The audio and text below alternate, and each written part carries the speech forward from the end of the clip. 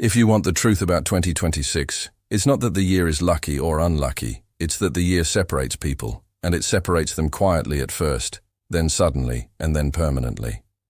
Most years don't reveal who you really are, they just let you continue being who you've been, but Firehorse years are different because speed changes the rules and pressure changes the outcome.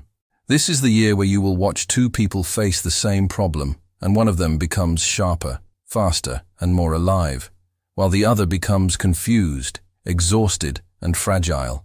And the difference won't be intelligence, it will be structure. People think the world rewards talent, but acceleration years reward readiness.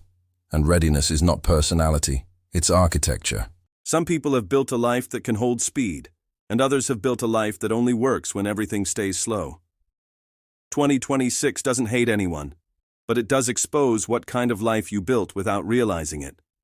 If your life has been held together by delay, by comfort, by avoidance, by last-minute fixes, by emotional decisions, by inconsistent discipline, then speed will not feel exciting, it will feel like attack.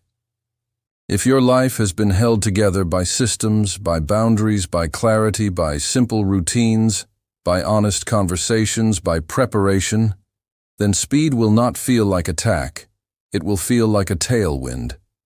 This is why the same year becomes a breakthrough for some and a breakdown for others, and the year itself did not choose favorites. Acceleration simply amplifies whatever is already there. The horse is motion, and fire is exposure. And when you combine them, you get a year that pushes reality forward so quickly that weak patterns cannot keep up. Most people do not realize their patterns are weak until the year demands speed, because slow time forgives dysfunction. Slow time allows you to pretend your habits are fine, your relationships are stable, your finances are manageable, your identity is strong, and your mental health is under control. Then acceleration arrives, and suddenly everything that was quietly leaking begins to leak loudly. People will call it bad luck, but it's not bad luck. It's the end of buffering. Buffering is the hidden luxury of slow cycles. When you have time, you can recover from sloppy decisions. You can repair things slowly, you can apologize late, you can fix your finances gradually, you can rebuild your discipline after months of neglect. When time compresses, you lose that luxury. This is why Firehorse years don't just change what happens, they change how quickly consequences arrive. And consequent speed is what breaks people. Not the problem itself, but the speed of the problem. This is why 2026 changes who moves fast and who breaks first. The people who move fast in 2026 are not the reckless ones, they are the prepared ones. Prepared people move fast because they don't waste energy on confusion. They have fewer internal arguments, fewer contradictions, fewer unfinished decisions draining their mind. They don't need motivation to act because action is already part of their architecture. They have clean routines, clear priorities, and honest boundaries. So when speed arrives, they don't panic. They simply accelerate. The people who break first are not the weak ones. They are the overloaded ones. They are the people whose lives are built on emotional negotiation with reality. They don't have systems. They have moods. They don't have boundaries. They have hope. They don't have clarity. They have constant self-talk. In slow cycles, that can still look like a life. In fast cycles, it collapses quickly. This is why in 2026 you will see people who looked strong suddenly become fragile. And you will see people who looked quiet suddenly become unstoppable. Because the year is not measuring personality, it is measuring friction. Friction is what slows motion, and Firehorse years punish friction. Friction is what happens when your habits fight your goals. Friction is what happens when your identity fights your reality. Friction is what happens when your relationships are built on avoidance. Friction is what happens when your finances are built on delay. Friction is what happens when your health is built on excuses. Friction is what happens when your mind is full of unresolved decisions. In 2026, friction becomes visible, it becomes painful, and it becomes expensive. This is why the year feels like pressure even before it begins. Your nervous system senses the coming compression. People start feeling impatient, restless, and slightly aggressive. Not because they are bad people, but because speed is approaching, and their internal architecture is not ready. A system that is not ready for speed always feels anxious.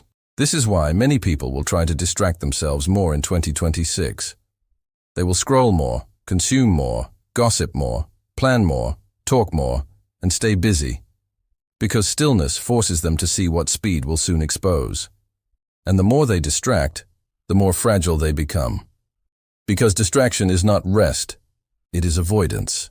And avoidance is the exact behavior that breaks first in acceleration years.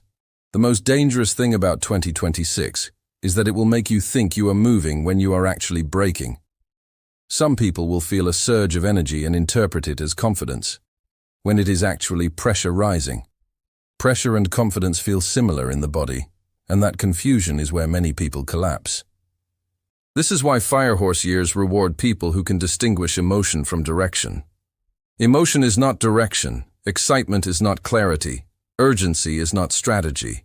Speed makes people mistake intensity for progress, and that is one of the hidden traps of 2026. Because the year moves fast, many people will rush into new identities, new plans, new relationships, and new risks, thinking motion equals growth. Motion is not growth. Motion is only movement. Growth requires structure, and without structure, motion becomes chaos. This is why 2026 does not only break the hesitant, it also breaks the impulsive. The year rewards clean motion, not noisy motion. It rewards direction, not drama. It rewards systems, not personality. This is where the strongest people win quietly. They don't win by being fearless. They win by reducing friction before speed peaks. They simplify early. They cut unnecessary commitments. They clean up unresolved conversations. They tighten routines. They build buffers. They remove energy leaks. So when speed arrives, they are lighter. The fragile people do the opposite. They add more chaos. They chase dopamine. They multiply goals. They create new obligations.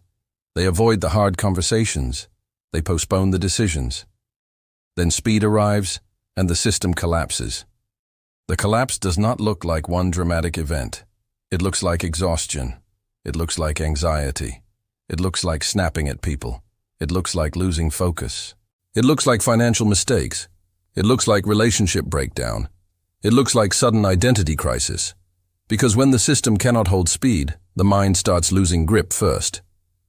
This is why 2026 is a psychological year more than a material year. The real battle is not outside. It is inside. It is between your architecture and the year's acceleration. The people who move fast in 2026 will not be the people with the best luck. They will be the people with the least internal resistance. Internal resistance is what drains energy. Internal resistance is what creates hesitation. Internal resistance is what makes you procrastinate. Internal resistance is what makes you overthink. Internal resistance is what makes you avoid the truth. Firehorse years punish resistance. Because resistance wastes momentum, and momentum is the currency of the year. This is why people who have been preparing quietly will feel like the year is finally cooperating with them. They will feel like doors open. They will feel like timing aligns. They will feel like progress accelerates. But what's really happening is that their internal structure is finally matching the year's speed. This is why the year looks unfair from the outside. People will say, why is everything working for them? But it isn't luck. It's architecture. The year doesn't reward wishful thinking. It rewards readiness. Now let me make this personal again, because this is not entertainment. You already know whether your life can hold speed. You know it by how you react to pressure. When pressure rises, do you become sharper or more chaotic? Do you become calmer or more reactive? Do you simplify or do you multiply? Do you focus or do you scatter? Do you tell the truth or do you perform? Your answers are not moral, they are structural, and 2026 will amplify them. This is why the year changes who moves fast and who breaks first. Not because people deserve it, but because speed reveals the real design underneath the life. Patterns move first, choice comes later. Unless you choose early enough to redesign the pattern before speed locks it in. That is the entire point of this series. not to scare you, but to give you the one advantage acceleration allows: time. Time to simplify. Time to reinforce. Time to remove friction. Time to become lighter before the year demands speed. Because in 2026, speed will arrive whether you are ready or not. And when it does, you will not rise based on hope. You will rise based on what you built quietly before the pressure peaked. That is why some people will move fast, and why others will break first.